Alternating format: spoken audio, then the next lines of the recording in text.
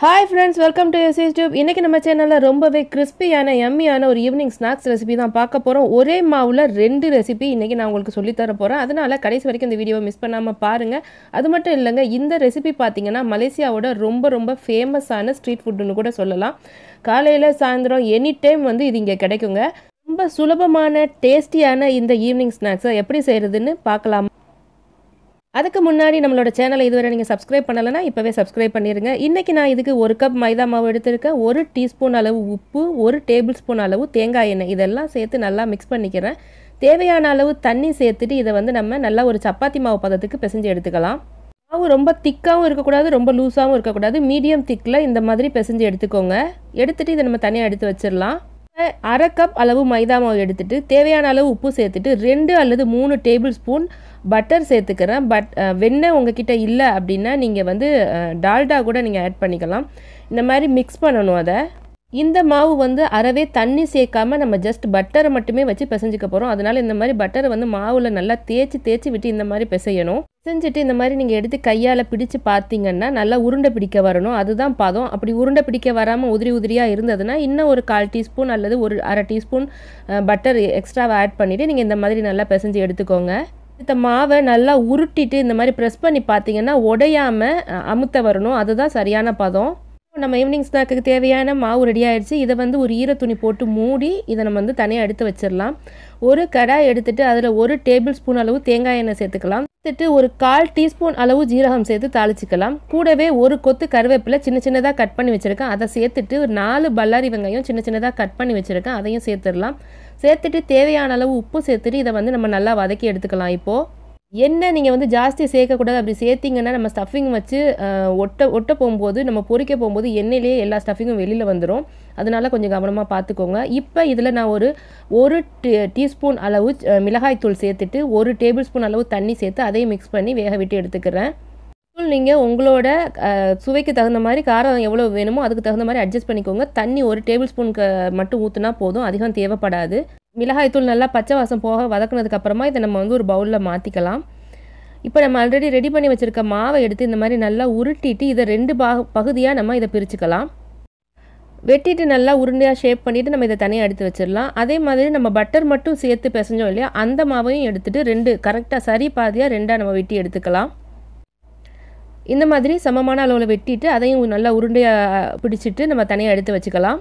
சப்பாத்தி கட்டையில் கொஞ்சமாக மைதா மாவு தூவிட்டு நம்ம முதல்ல பிசைஞ்சு வச்ச மாவு வந்து தண்ணி சேர்த்து பிசைஞ்சோம் இல்லையா, அந்த மாவை எடுத்து நல்லா வந்து இந்த மாதிரி உள்ளங்கையால் அமுத்திட்டு சமமாக இந்த மாதிரி பரத்தி எடுத்துக்கணும். அதுக்கு நடுவில் நம்ம பட்டர் மட்டும் சேர்த்து பிசைஞ்ச மாவையும் எடுத்து வச்சுட்டு இந்த மாதிரி நல்லா ஃபுல்லாக க்ளோஸ் பண்ணிடணும். க்ளோஸ் பண்ணிவிட்டு நல்லா ப்ரெஸ் பண்ணி விட்டிங்கன்னா அதுவே ஒட்டிக்கும். இந்த மாதிரி ஒட்டிட்டு நல்லா அதை ஷேப் பண்ணி வச்சுருங்க. அதே மாதிரி இன்னொரு உருண்டையும் நம்ம பண்ணி எடுத்துக்கலாம். மாவை வச்சுட்டு க்ளோஸ் பண்ண போகும்போது ரொம்ப இழுக்காமல் ஜஸ்ட் இந்த மாதிரி லேசிட்டு ப்ரெஸ் பண்ணி கொடுத்து மூடுங்க. இல்லைன்னா வந்து நீங்கள் உருட்ட போகும்போது நடுவில் வச்ச பட்டர் மாவு வந்து வெளியில் வந்துச்சுன்னா உங்களுக்கு சரியாக வராது. ஸோ இப்போ வந்து நம்ம ஒரு உருண்டையை அதுலேருந்து எடுத்துகிட்டு நல்லா வந்து ஷேப் பண்ணி எடுத்துக்கலாம். எடுத்துகிட்டு நம்ம சப்பாத்தி கட்டையில் மாவு நல்லா தேய்ச்சிட்டு இதை வந்து தின் ஷீட்டாக நம்ம வந்து தேய்ச்சி எடுத்துக்க போகிறோம்.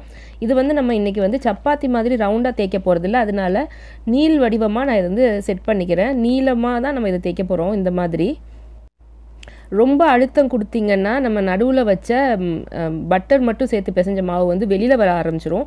அதனால மீடியம் ப்ரெஷர் மட்டும் கொடுத்து நீங்கள் லைட்டாக இந்த மாதிரி உருட்ட ஆரம்பிங்க. கார்னர்ஸையும் அப்பப்போ வந்து நீங்கள் ஷேப் பண்ணிக்கோங்க. ரொம்ப தின்னாகவும் இருக்கக்கூடாது, அதே சமயம் திக்காகவும் இருக்கக்கூடாது நம்மளுக்கு. அதனால இந்த மாதிரி நல்லா தேய்ச்சி எடுத்துக்கோங்க. இதுனாவே தெரியும் நல்ல ஒரு அழகான தின் ஷீட்டாக நான் வந்து இதை தேய்ச்சி எடுத்துட்டேன். அதோட ஓரங்களை மட்டும் சமமாக ஒரே மாதிரி ஷேப்பில் வர்றதுக்காக இந்த மாதிரி நீங்கள் தேய்ச்சி விட்டுக்கலாம்.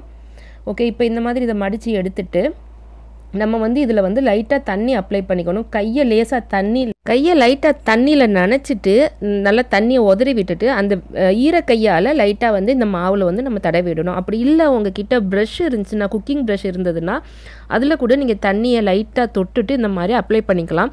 இது எதுக்காக நம்ம இது பண்ணுறோம் அப்படின்னா, நம்ம வந்து இப்போ இந்த நம்ம தின் ஷீட்டாக தேய்ச்சி வச்சுருக்கதை வந்து உருட்டி எடுத்துக்க போகிறோம். அப்போ உருட்ட போகும்போது அது பிரியாமல் ஒன்றோட ஒன்று ஒட்டிக்கிறதுக்காக தான் நம்ம தண்ணி அப்ளை பண்ணுறோம்.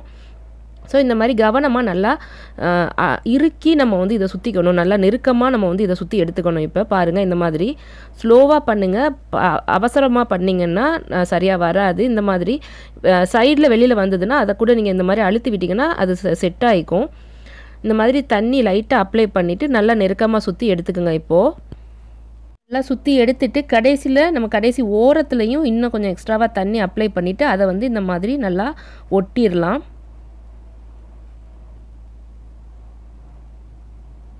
இதை நம்ம தனியாக எடுத்து வச்சுட்டு நம்ம இன்னொரு மாவு உருண்டை இருக்கு இல்லையா, அதையும் தேய்ச்சி இதே மாதிரி ஷேப்பில் நம்ம ரெடி பண்ணி எடுத்துக்கலாம். இப்போ பார்த்தீங்கன்னா மாவு ரெடி ஆகிடுச்சு. இப்போ வந்து நம்ம தேவையான சைஸஸில் இதை கட் பண்ணிக்கலாம். இன்றைக்கி நான் இதை வந்து 1 இன்ச்சஸ் உள்ள ஸ்லைசஸாக கட் பண்ணிக்க போகிறேன்.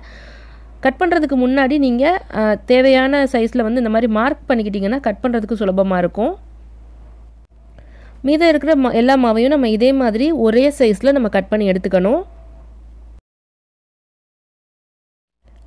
பார்த்திங்கன்னா கட் பண்ணி எடுத்ததுக்கப்புறம் இந்த மாதிரி லேயர்ஸ் வந்து உள்ளே ஃபார்ம் ஆகிருக்கும். இந்த மாதிரி லேயர்ஸ் இருந்தால் தான் நீங்கள் கரெக்டாக பண்ணியிருக்கீங்கன்னு அர்த்தம். இந்த மாதிரி லேயர்ஸ் இருந்தால் தான் நீங்கள் அதை எண்ணெயில் போட்டு பொரித்து எடுத்ததுக்கப்புறமா பார்த்திங்கன்னா நல்ல ஒரு லேயராக ஃப்ளேக்கியாக சாப்பிட்றதுக்கு நல்லா அவ்வளோ கிறிஸ்பியாக சூப்பராக இருக்கும். இப்போ நம்ம சப்பாத்தி கட்டையில் திரும்ப கொஞ்சமாக மாவு அப்ளை பண்ணிவிட்டு இதை வந்து இப்போ வந்து நம்ம தேய்ச்சி எடுத்துக்க போகிறோம். தேய்க்க போகும்போது நீங்கள் வந்து கொஞ்சம் கவனமாக என்ன பண்ணணும் அப்படின்னா ஒரே சைடாக தான் தேய்க்கணும். இப்போ நம்ம சப்பாத்தி நார்மலாக தேய்ச்சோன்னா திருப்பி போட்டு 2 சைடும் கூட தேய்ப்போம். அந்த மாதிரி இல்லாமல் நீங்கள் எந்த சைடு தேய்க்க ஆரம்பிச்சிங்களோ அதே சைட்லேயே தான் வந்து நீங்கள் தேய்க்கணும். ரொம்ப நேரம் ரொம்ப பெருசாக தேய்க்கணும்னு அவசியம் இல்லை. நம்ம வந்து எந்த சைஸில் பண்ண போகிறோமோ இது இந்த மாதிரி இந்த சைஸ் தான் வரும். ஒரு 2-3 வாட்டி தேய்ச்சாவே நமக்கு தேவையான ஷேப்பில் அது கிடச்சிரும். பாருங்கள், பின்னாடி பார்த்திங்கன்னா அந்த லேயர்ஸ் அப்படியே இருக்கும். நம்ம தேய்ச்ச சைடில் வந்து லேயர்ஸ் வந்து இல்லாமல் போயிடும். ஸோ வந்து லேயர்ஸ் இல்லாமல் போன சைடை உள்பக்கமாக வச்சுட்டு அதில் நம்ம தேவையான ஸ்டஃபிங் ஆட் பண்ணிக்கணும். ஸ்டஃபிங் ஆட் பண்ணிவிட்டு இந்த மாதிரி அதோட ஓரத்தில் வந்து லைட்டாக தண்ணி தொட்டு நம்ம தண்ணி தடவிக்கணும். இந்த தண்ணி எதுக்கு நம்ம தடவுறோன்னா 2 சைடும் நல்லா வந்து ஈவனாக ஒட்டிக்கணும் அப்படிங்கிறதுக்காக. இல்லைன்னா வந்து நீங்கள் எண்ணெயில் போட்டதுக்கப்புறம் பிரிஞ்சு வரதுக்கு சான்சஸ் இருக்குது. பக்கமும் தண்ணி தடவிட்டு இந்த மாதிரி ப்ரெஸ் பண்ணிவிட்டு நம்ம எக்ஸஸாக உள்ள மாவை வந்து நம்ம இந்த மாதிரி தேய்ச்சி எடுத்துடலாம். எடுத்துகிட்டு பார்த்திங்கன்னா சூப்பரான ஷேப்பில் நம்மளோட ஈவினிங் ஸ்நாக்ஸ் கறி பஃப் ரெடியாக இருக்கும். இந்த அச்சு உங்ககிட்ட இல்லைன்னா வேறு மாதிரி இன்னொரு மெத்தடில் இன்னும் 2 மாதிரி மெத்தடில் பண்ண முடியும். அந்த மெத்தட்ஸும் உங்களுக்கு நான் காட்டுறேன். இந்த மாதிரி மாவை தேய்ச்சி எடுத்துட்டு ஸ்டஃபிங் உள்ளே வச்சுட்டு கார்னரில் ஒரு சைடு கார்னரில் மட்டும் தண்ணி லைட்டாக அப்ளை பண்ணிக்கோங்க. தண்ணி ரொம்ப இல்லாமல் பார்த்துக்கோங்க. லைட்டாக விரலை நனைச்சிட்டு இந்த மாதிரி தடவுனா போதும். ஸோ இதை க்ளோஸ் பண்ணிவிட்டு எல்லா சைட்லேருந்தும் லைட்டாக ஒரு விரலை வச்சு இந்த மாதிரி ப்ரெஸ் பண்ணி விடுங்க. ப்ரெஸ் பண்ணிவிட்டு நீங்கள் கையில் இந்த மாதிரி எடுத்து பிடிச்சிட்டு நல்லா ப்ரெஸ் பண்ணிவிட்டு கார்னர்லேருந்து பார்த்தீங்கன்னா தெரியும் நான் எப்படி பண்ணுறேன்னு பாருங்கள். இந்த மாதிரி ட்விஸ்ட் பண்ணி எடுக்கணும். மாவை அழுத்திட்டு இழுத்து ஒரு ட்விஸ்ட் பண்ணணும். இதே மாதிரி கண்டினியூஸாக பண்ணோன்னா ஈஸியாக கடைசி வரைக்கும் நம்மளுக்கு சுத்த வரும். இது ஃபஸ்ட் டைம் நீங்கள் பண்ணுறீங்க அப்படின்னா உங்களுக்கு கொஞ்சம் சிரமமாக தெரியலாம். பட் நீங்கள் பழகிட்டிங்கன்னா ரொம்ப சுலபமாக இது பண்ண முடியும். பார்க்குறதுக்கும் அழகான ஷேப்பில் இருக்கும். இன்னொரு வாட்டி கொஞ்சம் ஸ்லோ மோஷனில் பண்ணி காட்டுறேன் பாருங்கள். இன்றைக்கி நம்ம வெங்காயம் மட்டும் வச்சு தான் இதுக்கு ஸ்டஃபிங் ரெடி பண்ணியிருக்கோம். இதிலேயே கூட நீங்கள் கொஞ்சமாக ஒரு சின்ன உருளைக்கிழங்கை க்யூப்ஸாக கட் பண்ணிவிட்டு வேக வச்சு போட்டு செய்யலாம். இல்லை கீமா கூட நீங்கள் சேர்த்து பண்ணலாம். உங்களோட டேஸ்ட்டுக்கு தகுந்த மாதிரி நீங்கள் அதில் ஆட் பண்ணிக்கலாம். கண்டிப்பாக இது குழந்தைங்க ரொம்ப விரும்பி சாப்பிடக்கூடிய ஒரு ஸ்நாக்ஸ் அப்படின்னு சொல்லலாம். இது ஸ்நாக்ஸாக மட்டும் இல்லை, நீங்கள் பிரேக்ஃபாஸ்ட்டுக்கு கூட செஞ்சு தரலாம். இப்போ நார்மலாக நம்ம பூரி செய்வோம் இல்லையா, பூரி செஞ்சுட்டு கிழங்கு செஞ்சு தனித்தனியாக கொடுப்போம்.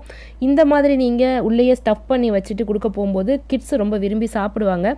இன்கேஸ் உங்களுக்கு மைதா ஹெல்தி இல்லை அப்படின்னு நினச்சிங்கன்னா இதை நீங்கள் வந்து கோதுமையிலையும் செஞ்சு தரலாம். நல்லா ஷேப் கொடுக்குறது சிரமமாக இருக்குது அப்படின்னு நினச்சிங்கன்னா கார்னஸை ஒட்டினதுக்கு அப்புறமா இந்த மாதிரி ஃபோர்க் வச்சு கூட நீங்கள் நல்லா அழுத்தி அதை ஒட்டிட்டிங்கன்னா சரியாக வந்துடும். நான் 2 விதமான ஸ்நாக்ஸ் செய்ய போகிறேன்னு சொல்லியிருந்தேன் இல்லையா. நம்ம முதல்ல உருட்டி வெட்டி வச்சிருந்த மாவை எடுத்துகிட்டு இந்த மாதிரி தின்னாக ஓவல் ஷேப்பில் தேய்ச்சி எடுத்து வச்சுக்கோங்க. இதில் வேறு எதுவுமே பண்ண வேணாம். கடாயில் நல்லா நம்மளோட ஸ்நாக்ஸை பொரிக்க தேவையான அளவு எண்ணெய் ஊற்றிட்டு ஹை ஃப்ளேமில் வச்சு நல்லா காய வச்சுருங்க. நல்லா எண்ணெய் காஞ்சதுக்கு அப்புறமா மீடியம் லோ ஃப்ளேமில் மாற்றிட்டு நம்ம ரெடி பண்ணி வச்சுருக்க லேயர்டு கறி பஃப்ஸை வந்து இதில் சேர்த்துடலாம்.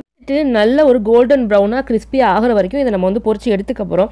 இன்கேஸ் இதை வந்து நீங்கள் ரொம்ப நாளைக்கு ஸ்டோர் பண்ணி வச்சு யூஸ் பண்ணணும் அப்படின்னு நினச்சிங்கன்னா இந்த மாதிரி அரை பொரியலாக இருக்க போகும்போதே வந்து எண்ணெயை வடிச்சிட்டு நல்ல ஒரு டிஷ்யூ பேப்பரில் கவர் பண்ணி வச்சு எடுத்து வச்சுருங்க. எடுத்து வச்சுட்டு நல்லா ஃபுல்லாக கம்ப்ளீட்டாக அதை ஆறுனதுக்கு அப்புறமா நல்ல ஒரு ஏர் டைட் கண்டெய்னர் அல்லது ஜிப்லாக் உள்ள பேக்ஸ் வந்து கிடைக்கும் சூப்பர் மார்க்கெட்ஸில். அதில் போட்டுட்டு ஃப்ரீசரில் போட்டுருங்க. தேவைப்படும் போது மட்டும் எடுத்து டீஃப்ரோஸ்ட் பண்ணிவிட்டு நீங்கள் கொஞ்சம் நேரம் எண்ணெயில் போட்டு பொரிச்சு எடுத்து சாப்பிட்டுக்கலாம். நம்ம ஓவல் ஷேப்பில் தேய்ச்சி வச்சுருந்தோம் இல்லையா, அதையும் நான் வந்து எண்ணெயில் போட்டு நல்லா டீப் ஃப்ரை பண்ணி இந்த மாதிரி எடுத்துட்டேன். அதில் வந்து இன்றைக்கி நான் ஒரு 1/4 கப் அளவு சுகர், அதை விட பாதி அளவு தண்ணி சேர்த்து ஒரு கம்பி பதம் வர்ற வரைக்கும் காய்ச்சிட்டு இதில் சேர்த்துடுறேன். இந்த மாதிரி சேர்த்திங்கன்னா ரொம்ப கிறிஸ்பியாக டேஸ்டியாக நல்லாயிருக்கும். கண்டிப்பாக இதை நீங்கள் ஒரு வாட்டி ட்ரை பண்ணி பார்த்துட்டு எப்படி இருந்தது அப்படிங்கிற ஃபீட்பேக்கை மறக்காமல் நம்மளோட கமெண்ட் செக்ஷனில் என் கூட ஷேர் பண்ணிக்கோங்க. இந்த வீடியோ பிடிச்சிருந்ததுன்னா லைக் பண்ணுங்கள், கமெண்ட் பண்ணுங்கள், மறக்காமல் உங்கள் ஃப்ரெண்ட்ஸ் அண்ட் ஃபேமிலி கூட ஷேர் பண்ணிக்கோங்க. சீக்கிரமே இன்னொரு இன்ட்ரெஸ்டிங்கான ரெசிபியோடு உங்களை நான் சந்திக்கிறேன். தேங்க்ஸ் ஃபார் வாட்சிங்.